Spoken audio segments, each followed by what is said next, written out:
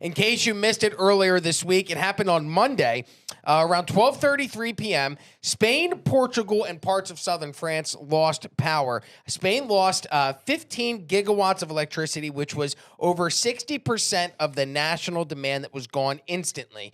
Some of the impacts because of the blackouts: the Madrid Open was suspended, transportation systems were shut down, businesses and communications were disrupted. As of right now, there is still no cause for these blackouts. In fact, they came out and they said that it was some type of astronomical disruptance.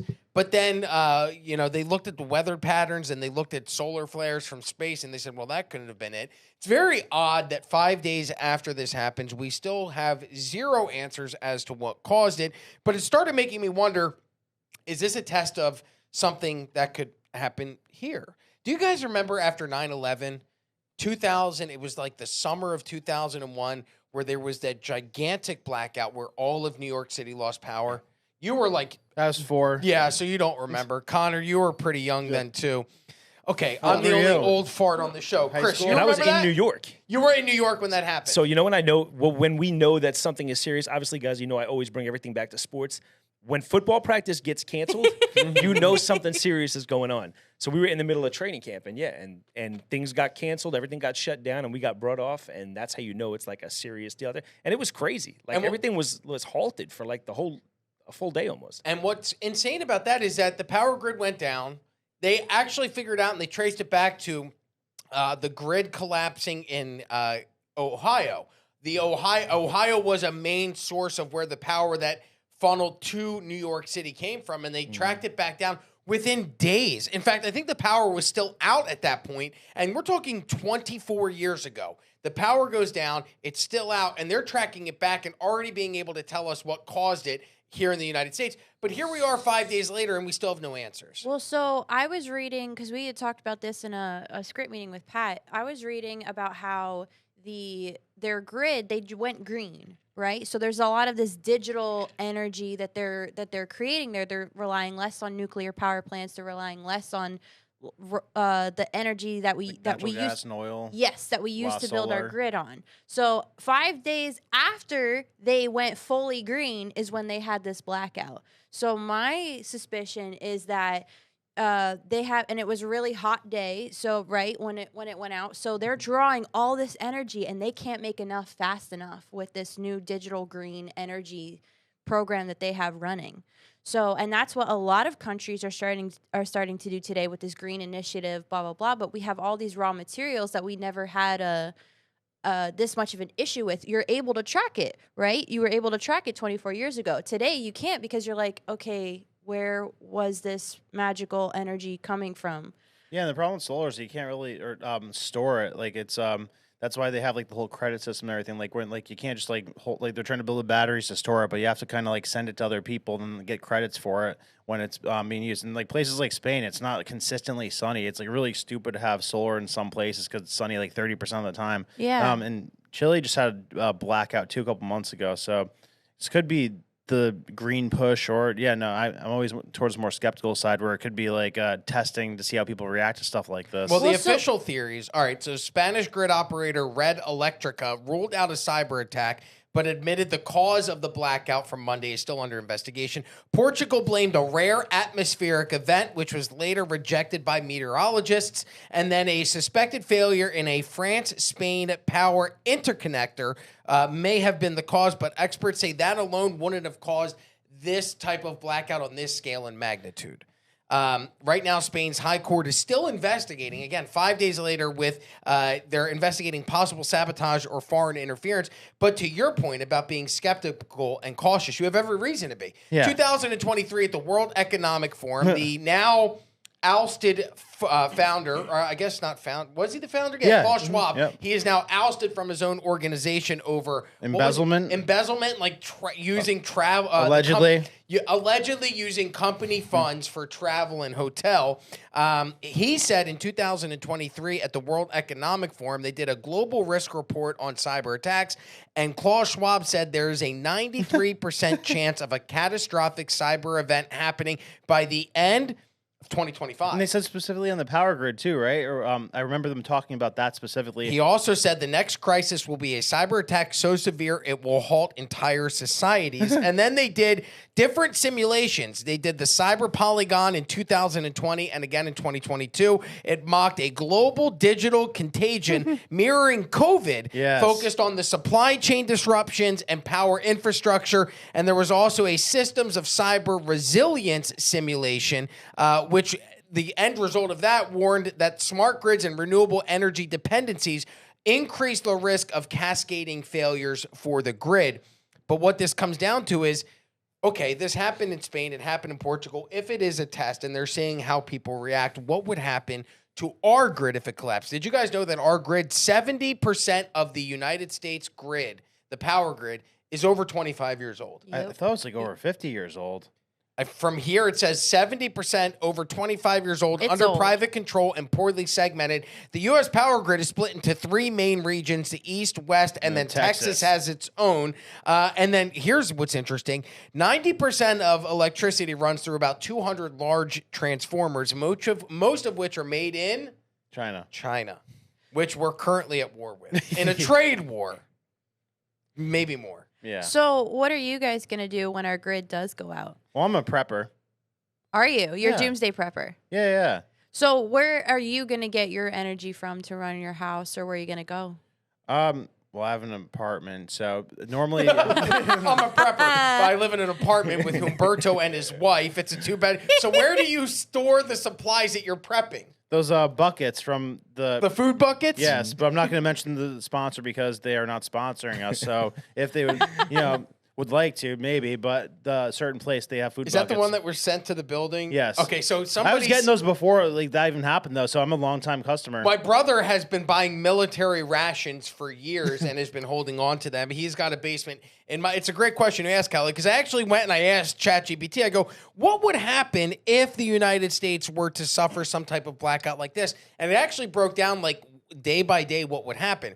So you have food buckets and you're prepared. And guns. And guns. I also have weaponry. You remember those balls that they had with the chain and the spikes that come out? I got one of those. So you come to my house, I'm going to fucking mace your face. Well, at that point, we have to go to our neighbors and if you come to rob Rob after the power goes down, he will hit you with his balls. That's yes. But I have also what we have here in Florida. You got ninja stars too? No, don't be crazy. Just the mace. I like hand-to-hand combat. I ain't gonna throw nothing at nobody. The mace is my weapon of choice in Assassin's Creed. So It's the spinning one. That's what I want. I want Does a most mace. damage. There's a whole website that sells like medieval weaponry, and one day my wife caught me I started putting things in shopping carts, which is the next step to purchasing. And she's like, "You're gonna spend $1,400 on medieval weapons." And I said, "You'll thank me when the grid goes down."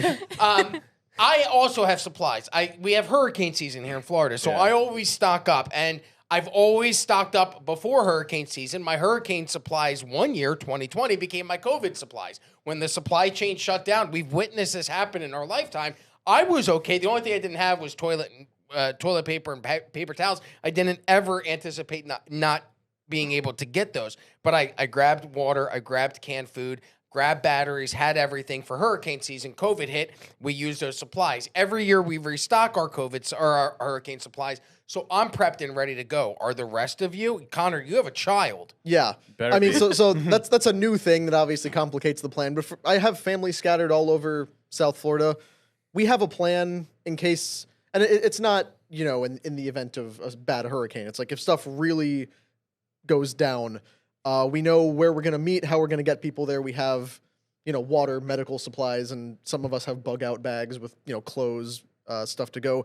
As far as, weaponry protection, I don't have anything I'd admit to owning in front of a camera, but we have, rally points and plans of what to do. But the thing is, you guys have lived in South Florida long enough to know what it's like when there's a crisis or an evacuation. There's basically two ways out of the state. It's the Turnpike and I-95. Yep. And anytime there's an evacuation order for a hurricane, those turn into parking lots. So if something is going down and you're in South Florida, the best thing you can do in our estimation is stay in place. Yeah. Because the only thing worse than trying to ride out a hurricane in your apartment is riding one out in your car. The same would go for, power grid failures, nuclear catastrophe, foreign invasion, whatever. You don't want to be sitting stuck on the highway when all that's happening. And Brandon, you're living in an apartment similar to me, so there's only so much you can do to prep. I would recommend the first thing you do when it goes down, kill Humberto. Yeah. Because he will kill you and take your food in a heartbeat. Yes. The first thing Humberto's going to do is figure out how to try and kill Brandon and steal his supplies. I told him he's last in line to eat if that happens, though, because he has a lot of fat to lose. And no, it's like it would be a good thing for him. Like I said that to my last roommate too, who was much fatter than I am because I'm not fat. But like the fat people should eat last in a situation where you're having to what is it called ration food. To Connor's point, 2017 Hurricane Irma hit. We had just bought a camper van. I still have it to this day, but the camper van was getting, it needed brand new brakes and rotors, and you had to take it to like Camping World's RV repair center, and that was in Orlando. The Hurricane Irma at that time is coming. I had to go and pick up the van and get it back to my father-in-law's house because the Camping World repairs place was near water, and I was concerned the van would get flooded.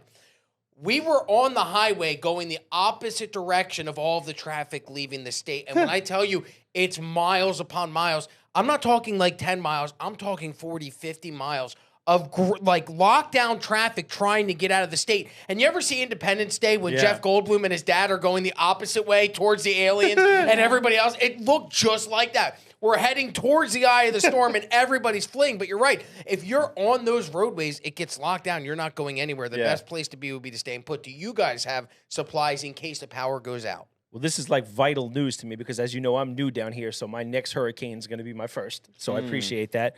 I have like probably minimal rations. I mean, weaponry we do have. I have water. I have non-perishables. But I'm not really even worried about me. Like, I train for this. Nice. It's more like my fiance worries me. It's like same as normal. And I'm always worried about everybody else. So that would be my primary. But now I'm probably a little underprepared now that I hear what you guys are doing. So I'm a girl.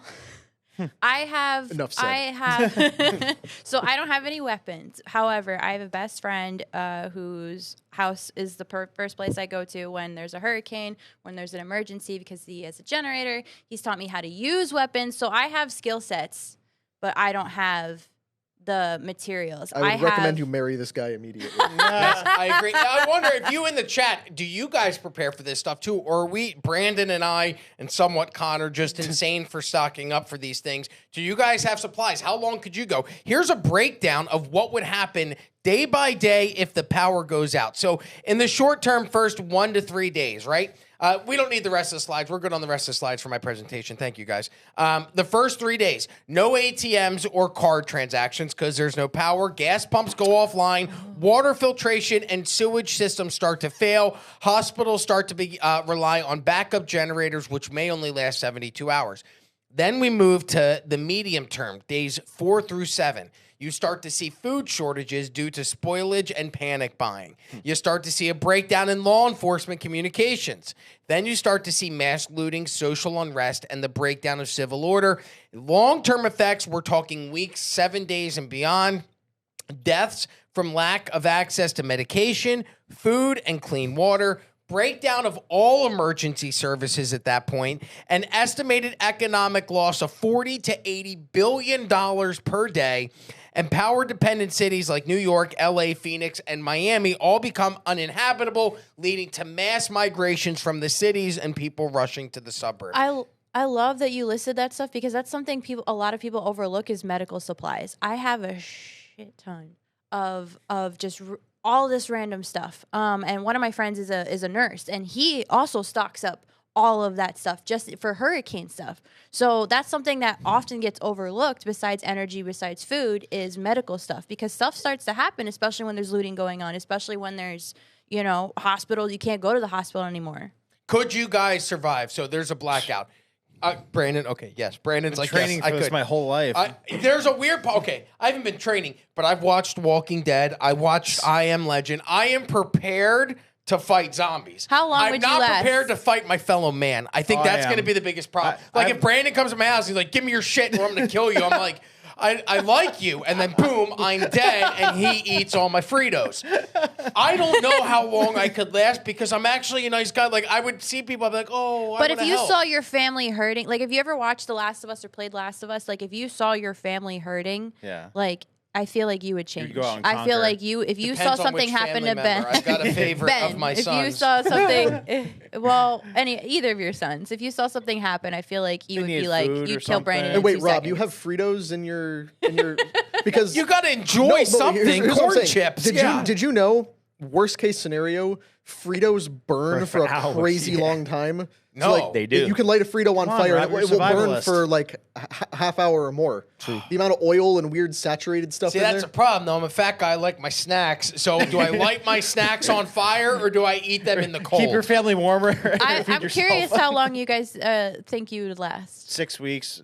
You'd last only 6 Well, weeks. I mean, like, I'd thrive for 6 weeks. After that, it'd be like kind of Walking Dead type of stuff. I think. Well, like for- hunter-gatherer mode at 6 weeks, so you have enough supplies to get you through 6 weeks. Yeah, but then- at that point you'd have to go out into the wild, which and is the fun survive. part. Oh, that's the fun Well, part. I have like a tactical vest that I bought a long time ago when COVID was happening, like where guns so fit in it excited. and like bullets and stuff. All and, right, like, note to all of you watching at home: knives. shoot Brandon in the legs. Yeah, okay. There have been a few times where I felt like disclosure was happening with aliens, Yeah. and so there have been a few times where I've told my wife, "Hey, we need to go to Sam's Club and stock up," because people are going to panic buy Yeah. when that happens. Chris, how long do you think you could last? Well, I myself have an irrational belief in myself, so Okay. I can last forever. I'd be the last person on earth. The problem is, I'd probably die saving somebody else.